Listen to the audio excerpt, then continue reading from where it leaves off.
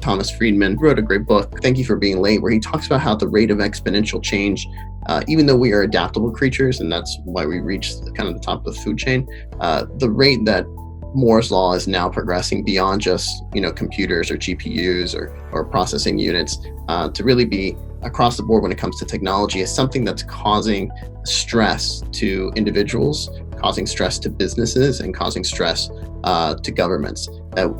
All of these groups are unable to keep up with the rate of exponential change. How do we adapt to that kind of change? How can humanity be able to keep up and remain innovative? How can I do it? How can a business do it? How can a business develop a workforce to be able to do it?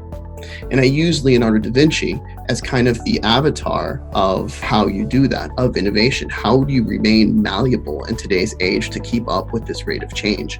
And Leonardo was, in my opinion, kind of the first initial gig economist. If you ask any general population, who was Leonardo? What did he do? The layperson may typically say, oh, well, he's an artist. But, if you go a little bit beyond that, so there's some people who would tell you, oh, well, he was an engineer, or he was an inventor, or he was an architect. And the truth be told is that he was really all of those things. And that's what allowed him to remain so innovative. He was able to constantly be learning new facts and new types of specialties. And we really need that today. We need to have this concept of whether it's artificial intelligence or robotics that starts displacing jobs.